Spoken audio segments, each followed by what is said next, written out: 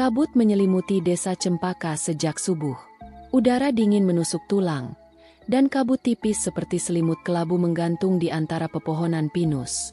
Jurnalis muda bernama Bima baru saja tiba dari Jakarta, mengemban tugas yang awalnya ia anggap ringan, menyelidiki sinyal aneh yang muncul dari menara tua di tengah desa terpencil.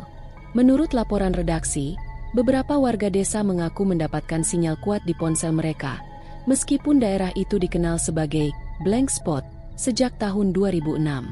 Anehnya, sinyal hanya muncul malam hari, dan satu nomor misterius selalu menghubungi mereka.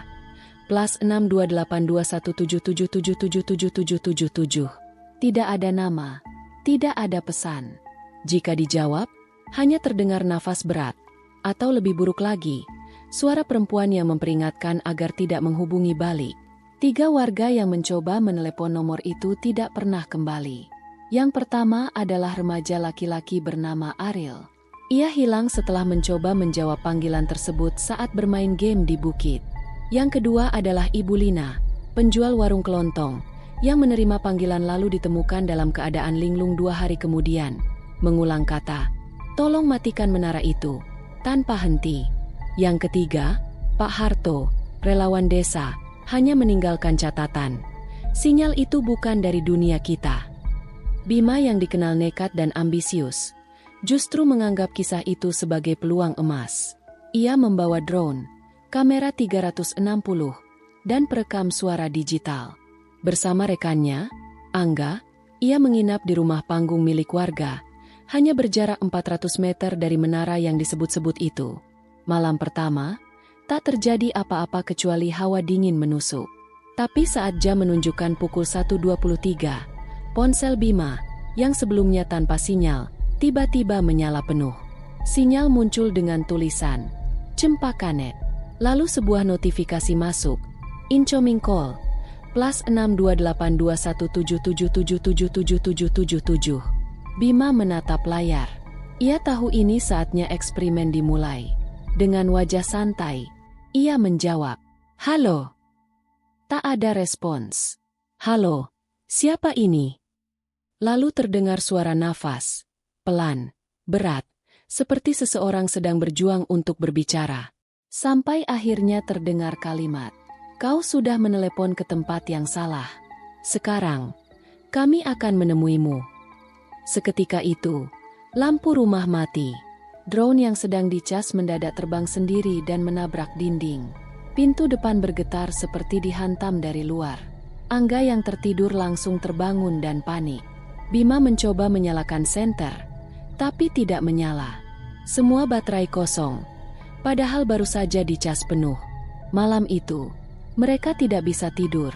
Ketukan datang dari jendela lantai 2. Padahal tidak mungkin ada yang berdiri di luar jendela rumah panggung setinggi 3 meter.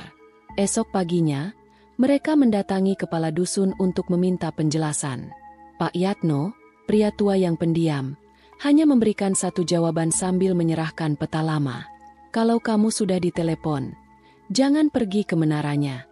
Tapi kalau memang mau tahu, cari jalur lama yang dilewati saat evakuasi tanah longsor tahun 2005.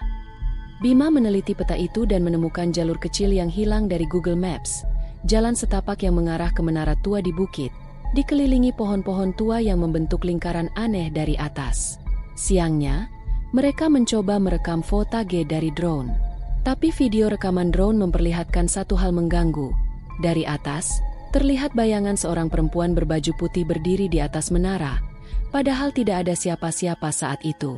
Malam kedua, Bima menerima satu pesan teks dari nomor misterius. "Datanglah sendirian. Jam 2. Kami tunggu di atas." Angga menolak keras. Tapi Bima, yang sudah terobsesi, memutuskan pergi sendiri. Ia membawa kamera tubuh, rekaman suara, dan 2 powerbank. Ia menyalakan live stream ke redaksi, tapi hanya sempat bertahan 5 menit. Setelah itu, sinyal hilang. Dalam rekaman terakhir yang bisa diselamatkan, tampak Bima menaiki tangga menara yang sudah karatan, sambil mengatur napas. Ia terus berkata, "Sudah hampir sampai." Suara itu makin jelas. Ada seseorang di atas sana. Lalu terdengar suara aneh, Seperti siulan tapi terdistorsi. Kamera berguncang, ada suara jeritan, dan rekaman terputus.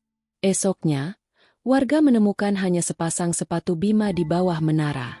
Di dalam sepatunya, ada secari kertas dengan tulisan tangan. Aku masih di sini, tapi sekarang aku salah satu dari mereka. Bima. Setelah itu, nomor misterius itu tidak pernah muncul lagi. Menara akhirnya dibongkar oleh pihak desa, tapi banyak pekerja menolak masuk ke area itu. Sebagian mengatakan masih mendengar suara langkah kaki naik tangga, padahal menaranya sudah tidak ada.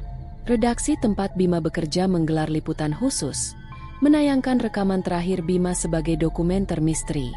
Video itu viral, ditonton lebih dari 30 juta kali. Tapi di kolom komentar, beberapa orang mengaku ponsel mereka tiba-tiba menerima pesan aneh setelah menonton. Jangan matikan videonya. Dia belum selesai bercerita. Dan nomor 628217777777777 kembali muncul di layar beberapa penonton.